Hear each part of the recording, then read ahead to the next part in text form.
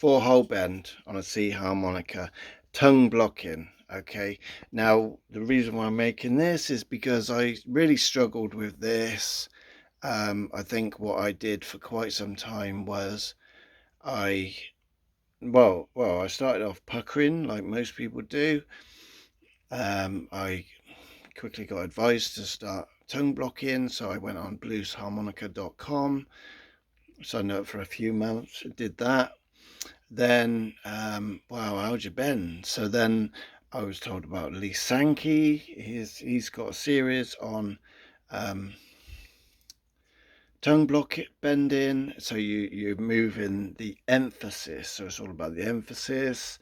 When you're puckering, mostly use your lips, maybe a bit of your cheek, and your tongue moves around.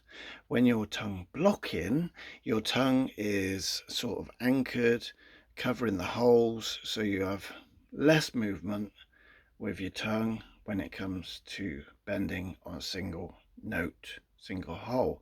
So he then talks about the engine, the emphasis. So I'll encourage learning to play by ear, simple songs. I'll encourage tongue blocking as well as whatever else you want to do. You know, I started through bluesharmonica.com, Dave Barrett. Then I encourage the Lee Sankey for bending with tongue blocking. But the whole 4, slightly different because you're blocking holes 1, 2, and 3, unless you come across a little bit, so you're only blocking 2 and 3. And then it's almost like your tongue is sort of stretched in its ability to move, sort of thing.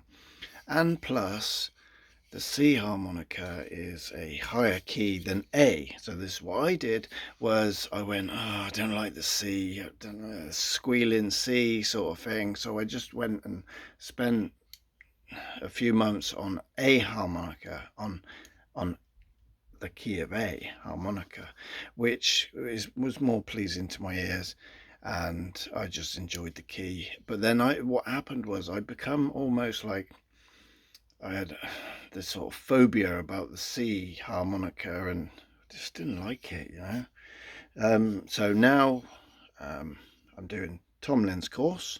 Highly recommend it, especially if you've got my sort of temperament. I spent a year or two bouncing around YouTube, doing a bit of this course, buying a bit of this off of him and him, Ronnie Shellis, buying some off Liam Ward, buying some off of him, patron Jason Ritchie, watching his Free Fridays, and I sort of got a bit, I was everywhere. I was learning stuff, but the Tomlin course is just so thing.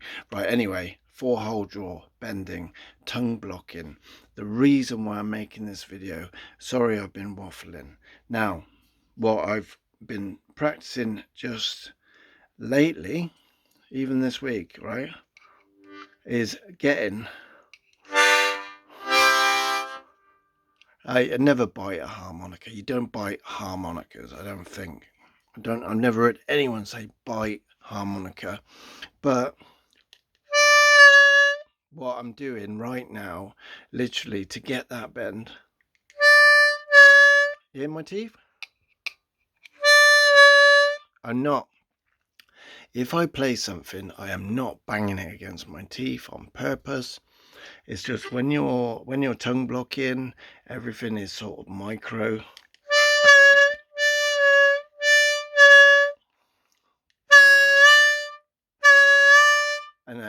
And see, what I struggled with was with a pucker.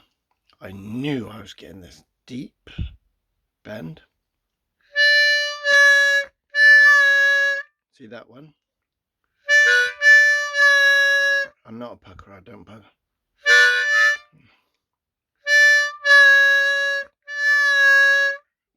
Puckering, right? And I knew I wasn't getting that depth. Now I don't know whether I am actually getting the same depth, but I know that I'm moving in the right direction. This is what I do. I make videos for those who are either going through the same as what I'm going through, or they're going through what I went through 6 months ago. So in Tomlin's course, there's emphasis on, not emphasis, but the part of it is getting us stronger for whole bend, and plus I wanted that anyway. So what I'm doing there, like anyway, they all say get that harmonica deeper into your throat, but when I execute the bend, I am literally I'm intentionally getting it underneath my tooth. Yeah.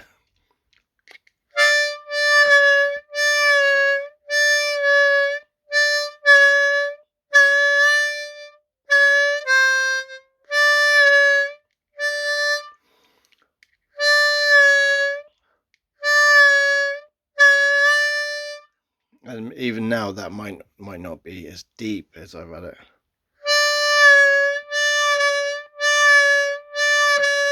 And I think that's the thing with harmonica, is sometimes you can find yourself doing this mechanical trying, and the thing is, it's not that musical. But when you go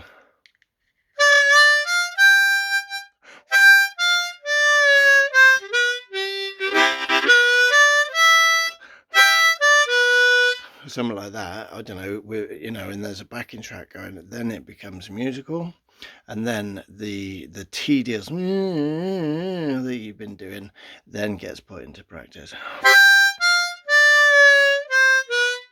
See, when I do that, I'm pushing it up. My teeth are on the harmonica.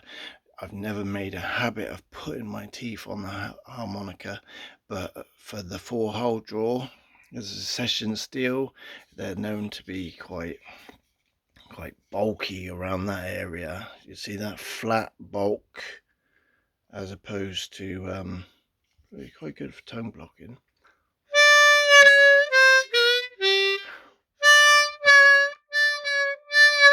Now I'm using my throat to do this, and my cheeks are probably doing this somewhat, and my tongue is probably doing a bit of this, but it's minute. When it comes to the tongue, it's kind of minute, and probably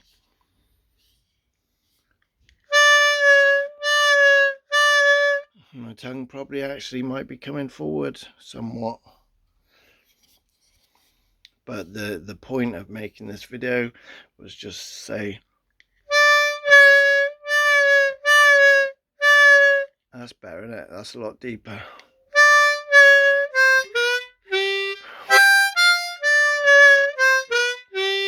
And I also get a bit of a gurgle.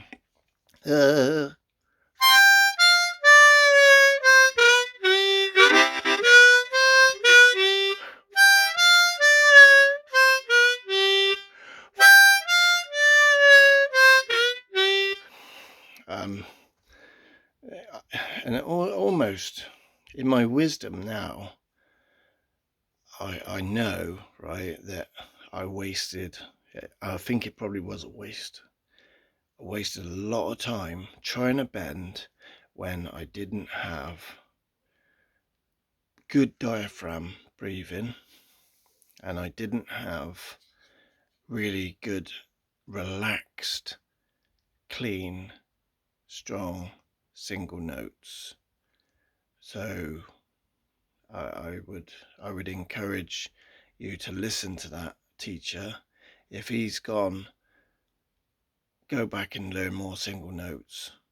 Go back and learn some cordial stuff. Go back and learn, just go hit the basics and stay on the basics. Stay on what's been tried and tested, and that's the basics. The fancy stuff, well, those people who can play fancy stuff, they've put years of work in. Now, and guess what? They probably spent a lot of time down there when they were younger. I could reel off loads of people, loads of names, and Jason Ritchie, cellist, Tom Lynn, Liam Ward, Adam Gusso. They've been doing it for years. Years. Okay, so take the pressure off. Take the pressure off. So I've been working on the 4-hole draw, for instance, for a year. Not just that. But I've sort of every now and then I've gone, oh, what's going on with that 4-hole draw?